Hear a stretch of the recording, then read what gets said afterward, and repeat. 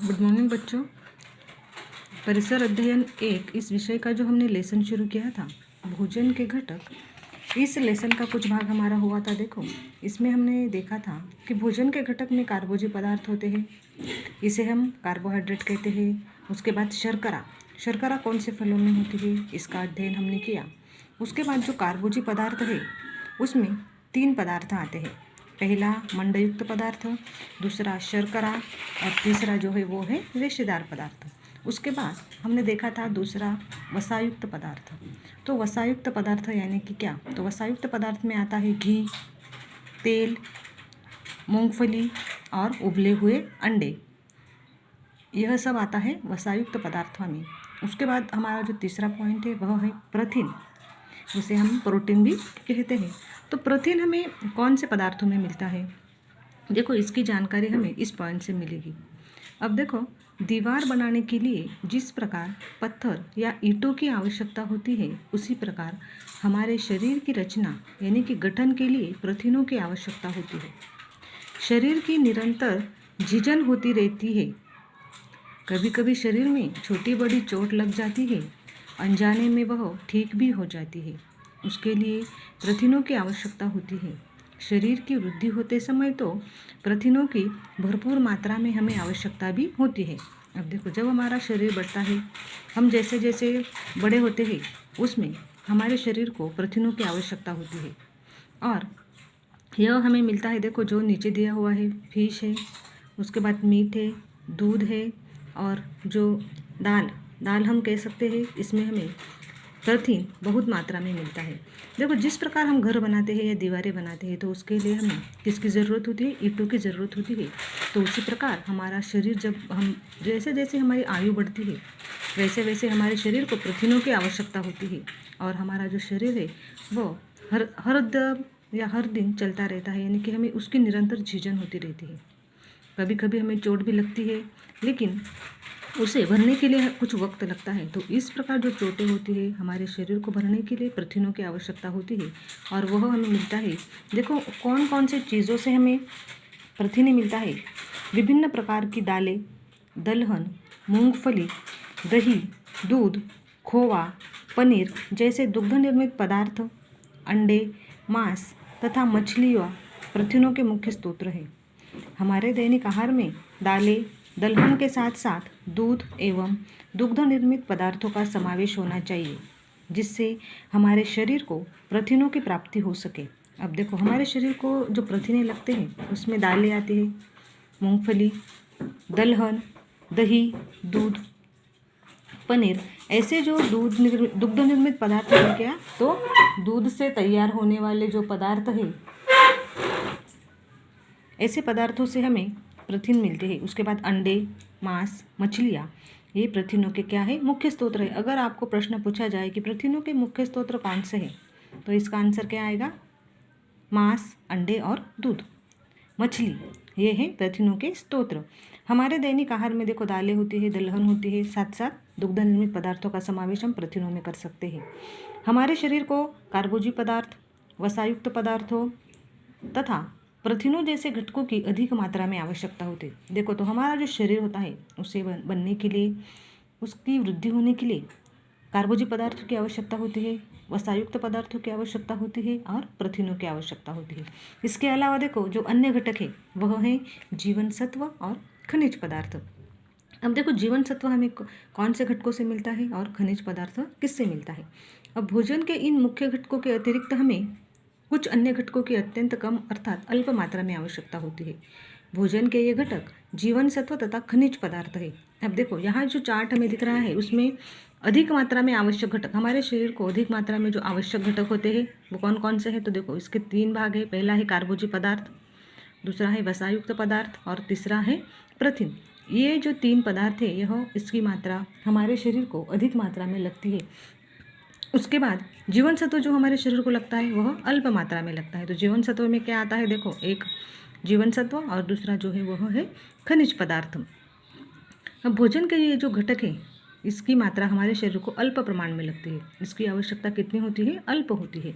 अब देखो जीवन सत्व हमें किससे मिलता है? तो भोजन के इन घटकों के विभिन्न प्रकारों के नाम अंग्रेजी के बड़े अक्षरों के आधार पर रखे जाते हैं। अब देखो जैसे कि हम देखते हैं कि जीवन सत्व A, B, C, D ये जो घटक है ये अंग्रेजी के जो बड़े अक्षर होते हैं इनके नाम से जाने जाते हैं। आप सभी को मालूम होगा कि जीवन सत्व यानी कि जीवन सत्व A, B, C और D। और हम अगर हमारे शरीर को A जीवन सत्व की कमतरता रही तो हमें अलग प्रकार का आजार हो सकता है। उसके बाद B की कमी रही तो हमें दूसरी बीमारी हो सकती है, क की, ड की और ई की। और ऐसे जो जीवन सत्व है वो हमें किससे मिलते हैं, इसकी जानकारी भी इस पॉइंट में हमें मिलेगी।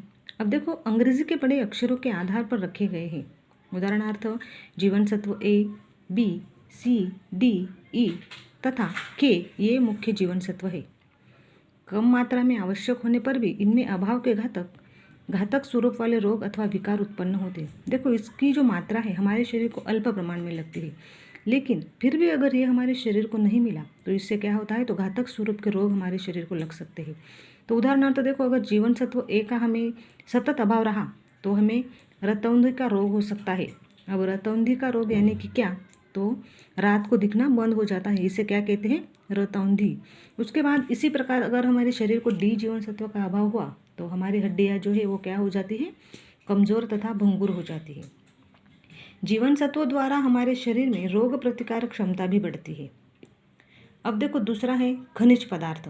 अब आपके यह समझ में आया होगा कि जीवन सत्व यानी कि A जीवन सत्व, B, C, D, E और K। तो अगर A का हमारे शरीर को A जीवन सत्व की मात्रा कम हुई तो उससे क्या होगा, रतौंधी आ सकती है। ड का हुआ तो मुर्दूस नाम का जो बीमारी होती है वो हमारे शरीर में वो हमारे शरीर को लग सकती है। उसके बाद अब देखो खनिज पदार्थ कौन कौन से होते हैं। लौह, कैल्शियम, सोडियम, पोटेशियम इत्यादि हमारे शरीर के लिए आवश्यक खनिज पदार्थों के उदाहरण हैं। शरीर को इनकी कम मात्रा में आवश्यकता होने पर भी बहुत सी अत्यावश्यक क्रियाओं में उनका बड़ा योगदान होता है। उदाहरणार्थ लौह खनिज पदार्थ द्वारा रक्त में समाविष्ट ऑक्सीजन पूरे शरीर में पहुंचती रहती है। रक्त में लौह की मात्रा कम होने पर ऑक्सीजन की पर्याप्त आपूर्ति नहीं होती, जिससे कमजोरी और सतत थकान का अनुभव होता है। इस विकार को अशक्तता अथवा रक्ताल्पता यानी कि अनीमिया कहते हैं। और कैल्शियम द्वारा हमारी हड्डियां मजबूत बनती है। अब देखो जिस प्रकार हमने जीवन सत्व देखा तो उसी प्रकार खनिज पदार्थ भी हमारे शरीर को आवश्यक होते हैं। तो खनिज पदार्थ जो है वो है लौह, कैल्शियम, सोडियम, पोटेशियम।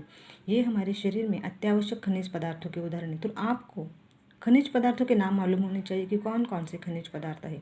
तो देखो प्रमुख खनिज पदार्थ है लौह, कैल्शियम, सोडियम, पोटेशियम। इनकी हमारे शरीर को आवश्यकता होती है। और अगर यह हमारे शरीर को इनकी आवश्यकता के अनुसार यह अगर हमारे शरीर में उपलब्ध हुए तो इसका हमारे जो क्रियाएं हम रोज करते हैं इसमें इनका बड़ा योगदान होता है। अब लौह खनिज पदार्थों द्वारा रक्त में समाविष्ट ऑक्सीजन को पूरे शरीर में पहुंचाती है। उसके बाद देखो अगर लौह की हमारे शरीर को आपूर्ति नहीं हुई तो इससे क्या होता है, तो हमें थकान महसूस होती है और हमारे शरीर में रक्त की कमी महसूस होने लगती है। हमें इसे रक्ताल्पता कहते हैं और दूसरा नाम इसे इंग्लिश में क्या कहते हैं, तो इसे अनीमिया कहा जाता है। अनीमिया यानी कि क्या, तो हमारे शरीर में खून की कमी होना, रक्त की कमी होना, इसे अनीमिया कहते हैं। उसके बाद अब देखो जो कैल्शियम होता है जो हमें मिलता है दूध से अधिक मात्रा में, तो ये जो कैल्शियम अगर हमारे शरीर में कम रहा तो इससे क्या होता है, तो हमारी हड्डियाँ जो है वो क्या होती है, कमज़ोर होती है। और अगर हमने पूरी मात्रा में कैल्शियम का सेवन किया, कैल्शियम जिसे मिलता है वो पदार्थों का अगर हमने सेवन किया तो इससे हमारी हड्डियाँ क्या होती है, मजबूत हो सकती है।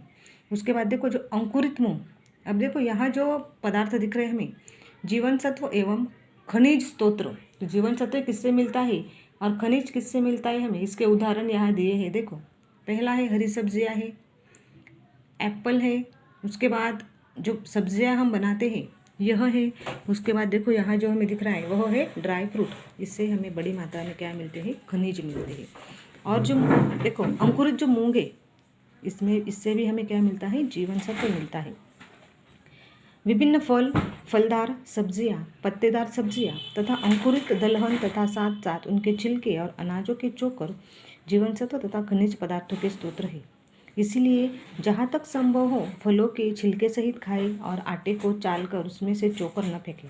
अब देखो, जो विभिन्न प्रकार के जो फलदार सब्जियाँ होती है, पत्तेदार सब्जियाँ जो होती है, और अंकुरित जो दलहन होते हैं, इनसे हमें जीवन सत्व मिलता है। उसके बाद जो फल हम खाते हैं उसके देखो छिलके निकाल देते हैं। तो ऐसे जो फल होते हैं छिलके निकालने वाले, तो हमें उसी प्रकार खाना चाहिए। उसके बाद जहाँ तक संभव हो सके हमें जो फल है वो छिलके सहित खाना चाहिए। और जो आटा हम गिरने से लाते हैं तो उसे बिना चाले ही हमें क्या करना चाहिए, खाना चाहिए। यानी कि जब हम आटे को चाल कर खाते हैं तो उसमें जो चोकर निकलता है वो हमें क्या करना चाहिए, फेंकना नहीं चाहिए। उसके बाद देखो, यहाँ जो भोजन का चार्ट दिया है देखो, तो इसका अध्ययन हम अगले वीडियो में करेंगे। Thank you.